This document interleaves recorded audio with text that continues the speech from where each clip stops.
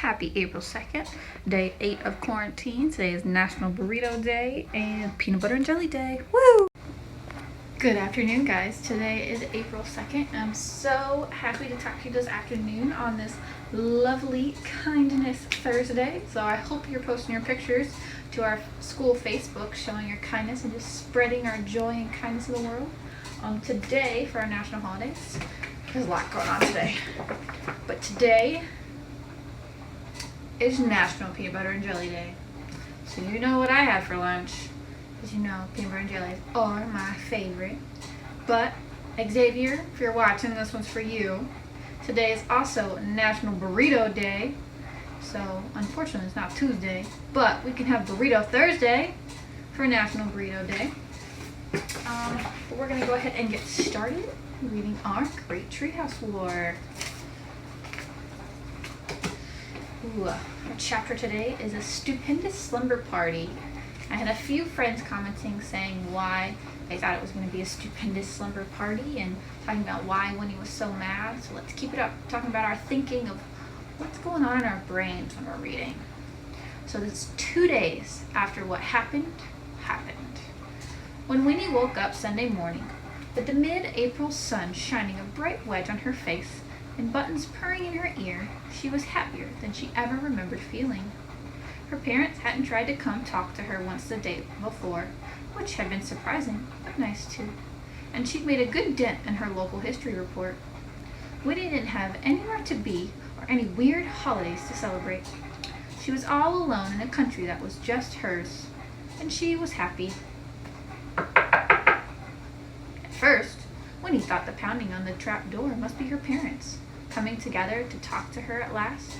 So she didn't exactly jump out of her beanbag to answer, not till she heard the voices on the other side. "Winnie!" Lyle called. "It's me! Can I come up?" "Me too!" shouted Squeezy. Winnie leapt down the loft stairs 2 at a time, with Buttons right behind her. Still in her blue polka dot pajamas, Winnie sprung open the lock as quickly as she could. "I can't believe you guys are here!" she squealed, as her 2 best friends popped through the trapdoor entrance one after the other. "How'd you know where I was?" Squeezy dumped her bulging backpack on the floor. "My dad's been on the phone since 6 this morning with Mayor Assad," Squeezy told Winnie. "And I'm a good eavesdropper, especially when I'm grounded from reading." "As soon as Squeeze told me what you did," Lyle said to Winnie, "I said we had to come. Not that I was too sad to get away from my tooth-eating cousin. I can't believe this is your own country." Lyle spread his arms wide and his enormous backpack thumped on the floor. "You are so smart. This is so cool." Buttons meowed in agreement, then took it upon himself to inspect the bags Lyle and Squeezy had brought. "It is pretty cool," Winnie agreed, a smile working its way onto her face. "I've been doing lots of good work on my local history Buttons, no!" Squeezy shouted when she spotted the cat nudging open her backpack zipper with his nose. "Those peanut butter crackers aren't for you!" She snatched her backpack on the floor. "You guys brought me snacks?" Winnie asked suddenly, appreciating her 2 best friends even more. "Well," Squeezy said, piling the contents of her backpack on Winnie's kitchen table. "Peanut butter crackers, granola bars, potato chips, and books. Lots and lots of books. The snacks are for everybody." "Everybody?" Winnie asked. "We called the whole gang," Lyle said, dumping out his own backpack. Sugar-free hot cocoa, sugar-free gum, celery sticks, carrot sticks, and packs of dental floss. "They should be here any minute." And before Winnie had even a second to process what he meant, Lyle pulled out his previously velvet-lined toothcase. "Where should I hang this?" he asked. "By the window, maybe, where it'll get the best light?" Winnie blinked once, then twice. You guys want to stay?" she said. "Here? In the Republic of Winnesio?" Squeezy asked, and Winnie had to laugh at the new name for her treehouse.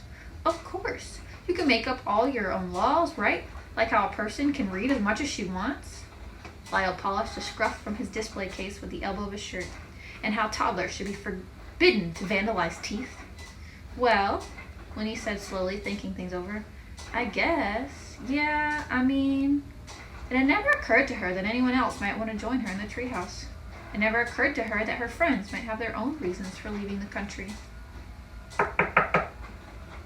"Winnie," came a voice. It was Asha. "Are you in there? It's me, Squeezy. And Lyle said I could stay with you until my parents changed their mind about my science project." "And me," that voice sounded like Logan's. "Me and Brogan aren't coming down until we get to watch Dragon Destroyers, just like Kyle."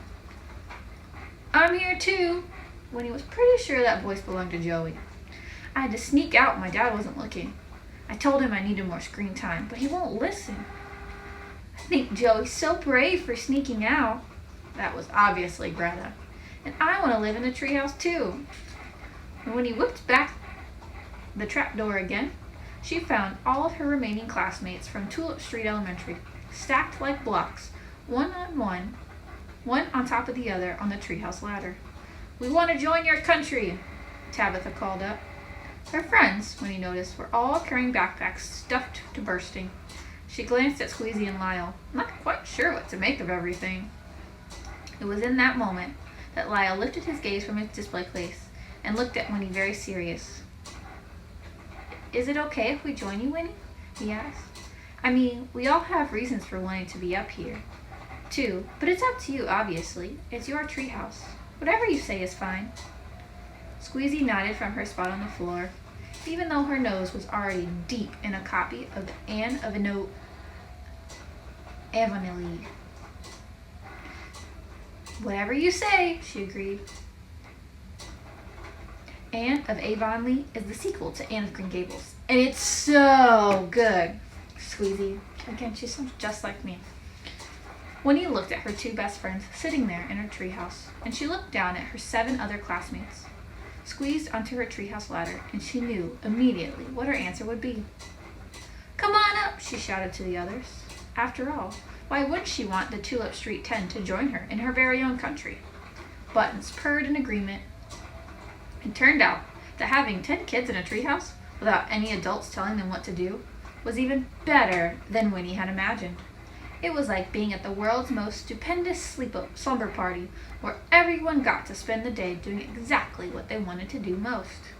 Joey played games on his phone, as many as he felt like, with no limit on screen time, until the battery died.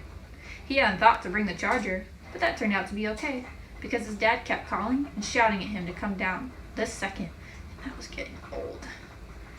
After that, he joined the others in any game they could dream up, charades and ghosts and 20 questions, and act out your favorite scene from Dragon Destroyers. Logan and Brogan made that one up. They ran relay races, jumped from the loft onto the couch, and no one even broke an arm or anything. Well, not then, Brogan. Oh, we got a little bit of foreshadowing there. Thinking somebody's gonna break something. They debated whether or not they should throw all the water balloons Brogan and Logan had brought out the window at the parents gathering outside, who were blocked from entering the treehouse by a growing police force.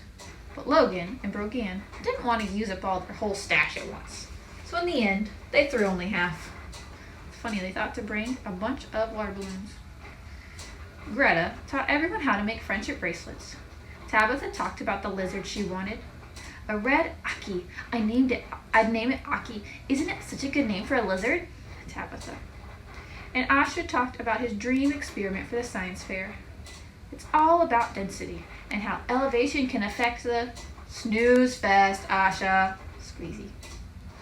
Winnie worked on her local history report in her loft, and with the cheerful sounds of her friends drifting up from the floor below. And when she'd done as much work as she wanted, she climbed down the steps to join them, knowing she could get right back to work the next day. They sang songs, Squeezy read books, Lyle polished his tooth collection, Greta followed Joey around everywhere. I did not. We were just going to all the same places. Greta, she's so defensive. Jolie played travel Scrabble with anyone who'd join her. Everyone paid lots of attention to Buttons, giving him more snuggles and smooches than he'd had in a long time. And when he wanted to curl up and be alone, they let him do that too. They ate the last of Winnie's Fruit Loops for dinner, and peanut butter crackers and celery and carrots. Afterward, Lyle lectured them all about proper flossing technique. You know, we all thought that was boring, right, Lyle? Squeezy. No way that was boring. Teeth are most exciting thing there is. Lyle. Ooh, somebody's cutting grass outside. Hopefully, you can still hear me. Luckily, he'd brought enough dental floss for everyone. And even though Winnie found herself glancing out the windows every once in a while, I'm gonna pause. Alright guys, sorry for that brief intermission. They are not cutting grass outside anymore. So let's finish up our story. We only had 2 paragraphs left too. And even though Winnie found herself glancing out the window every once in a while, watching to see if her parents would come try to talk to her, she was glad they didn't. She would have hated to leave the world's most stupendous slumber party. Goodness, that word just trips you up. As the sun began to set and the swarm of parents outside grew louder and angrier, the Tulip Street 10 got to the very important work of writing up a list of demands, so everyone back on U.S. soil would know exactly what it would take to get them to leave the Republic of Winnetzio for good. Although, at this point, it was hard to imagine they'd ever want to. And that is the end of our section. When we come tomorrow, it looks like we're actually going to be reading Lyle's instruction manual. We have a transcript from the news.